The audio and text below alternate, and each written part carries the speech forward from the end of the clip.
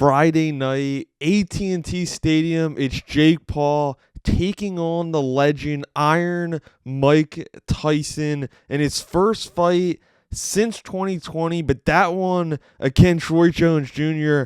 back at the start of the pandemic was in an exhibition bout. Jake Paul is actually on the undercard of that fight, fought before Mike, knocked out Nate Robinson in a brutal fashion. But now here we are 4 years later. That one was in a small venue because it was in the pandemic. This one is at AT&T Stadium, Dallas, Texas, Jerry's World, the home of the Dallas Cowboys. Supposedly 80,000 fans are expected to be in attendance.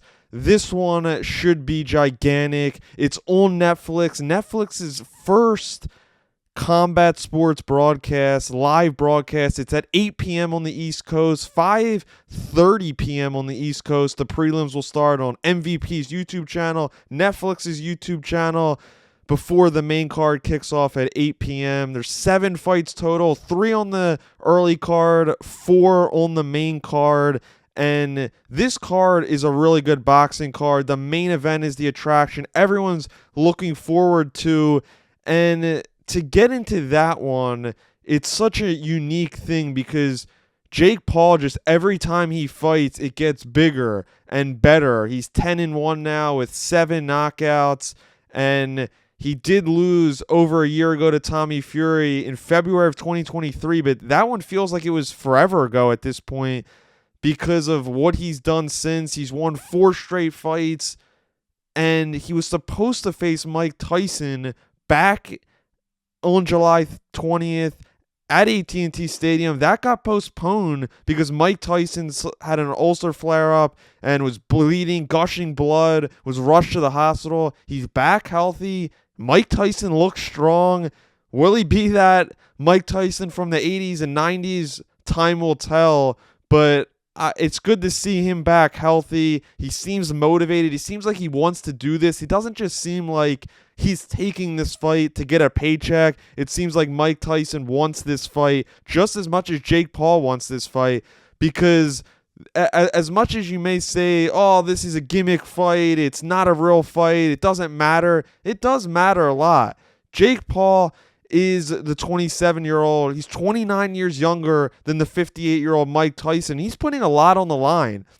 He's putting his 10-1 record up on the line. And if he lost to Mike Tyson, yes, Mike Tyson is a legend, but Mike Tyson isn't the same fighter that he once was, because people forget, but Mike Tyson, when he left the sport in 2005, he was on a 2-fight losing streak. He got knocked out. He lost to Kevin McBride, a guy that he never would lose to in his pride. He lost to Danny Williams. His last win was in 2003 against Clifford Etienne.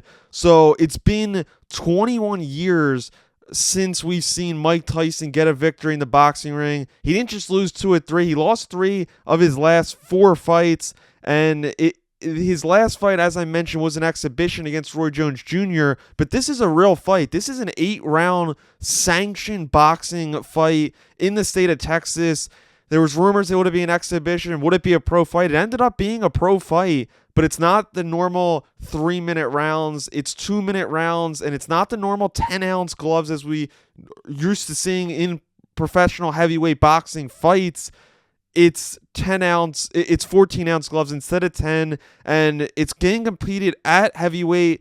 Jake Paul weighed in at 227.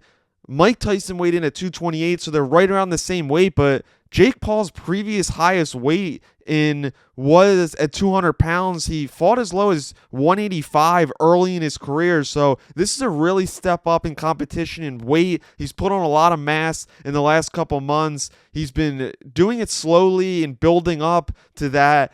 But he is facing the biggest natural guy that he's fought in Mike Tyson. Jake does have a 3-inch reach advantage and does have a 2-inch height advantage, but or 3-inch height advantage. So Jake still has some of the physical advantages, but weight-wise, he's not going to be versing and fighting guys like Mike Perry and Nate Diaz and Tyron Woodley, guys that they made their money in when they were fighting in MMA at 170 pounds and 185 at the most, not 200 plus pounds like Paul is. He's been the bigger guy.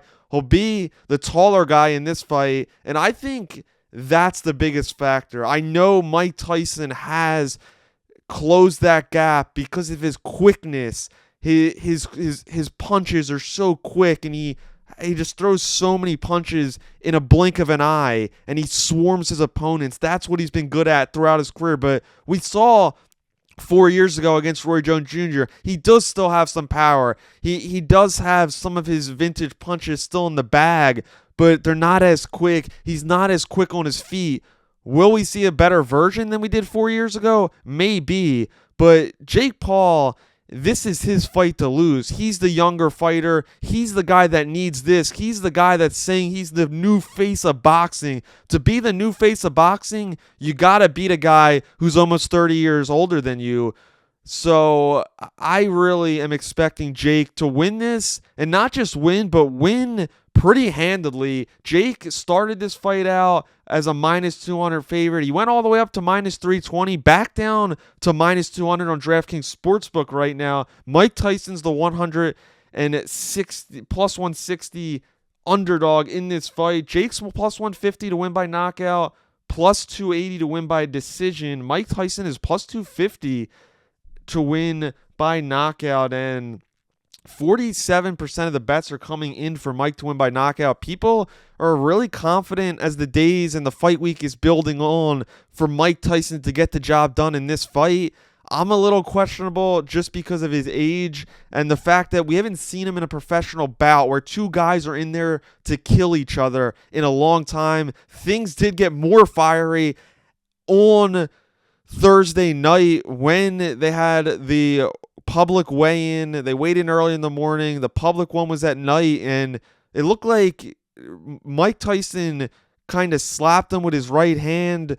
But before that, Jake Paul looks like he stepped on Mike Tyson's toes. Mike wasn't wearing shoes. Jake was. Looked like he stepped on him really quick. I don't know. Maybe it was part of the plan. Jake always has mind games. He's called the problem child for a reason. Now is going by El Gallo. But so that kind of brought the fiery level of this fight up. Because earlier in this week, through the fight week, Mike Tyson hasn't said a lot. Said some stuff on the Netflix documentary when that came out over a week ago. Mike said that Jake Paul is a manufacturer killer and Mike Tyson is a legit real killer. And we'll see come Friday night if that's the truth. But my pick is Jake Paul to win this fight by knockout. Plus 150. I think the odds are really good on this, because I just think we've seen Jake versus older guys. Yes, Tyron Woodley is great. Silva's great. Perry's great. Diaz is great. They're great MMA fighters. Tyson was a great boxer, one of the best, one of the biggest stars we've ever seen. But we've seen what Jake has done to, you can call them washed up and guys, combat sports athletes that are past their prime. He swarms them with his quickness, his twitchy movements. He moves in and out, and that's been the difference. You can have all the power in the world, but if Tyson can't close the gap and close that reach advantage, the power may not be seen. I'm just hoping we have a good fight. I hope that Mike Tyson could get in there healthy come fight night, because he is almost 60 years old. You never know. But the co-main event is a rematch of one of the fights of the year in 2022. It headlined Madison Square Garden. Katie Taylor, the undisputed women's world super lightweight champion, taking on the featherweight champion Amanda Serrano, moving up weight again. She's 47-2-1, is on a 4-fight win streak. Katie Taylor has won a couple in a row, but since they last fought, she lost to Chantel Cameron, beat Cameron a couple months later, revenged her first ever pro loss. But now Katie Taylor is facing Serrano in the co-main event. This fight is unbelievable. This is really just everything you want to see and more from boxing. When you're looking for the odds for this fight, Amanda Serrano was the original plus 100 underdog early in fight week. She's moved to a minus 120 favorite. Taylor is plus 100. It was a split decision, obviously, in the first fight. This one I expect to be just as close. I'm going to go with Serrano to win this fight. I think it's better for women's boxing if she gets the job done here. Followed up with a trilogy, hopefully in 2025, would be one of the biggest fights in women's boxing history. So that fight really should be a great one, and that has all the potential and more to be the best fight on this card. Some other great fighters on this card. Lucas Botti, 17-0, 15 knockouts, coming off of a great win, facing Armando Casamonica. Shadesha Green versus Melinda Wapool. WBO World Super Middleweight Women's title fight on the early card. Shushu Bruce Carrington is facing Dana Coolwell. 2 top 15 contenders in the featherweight division.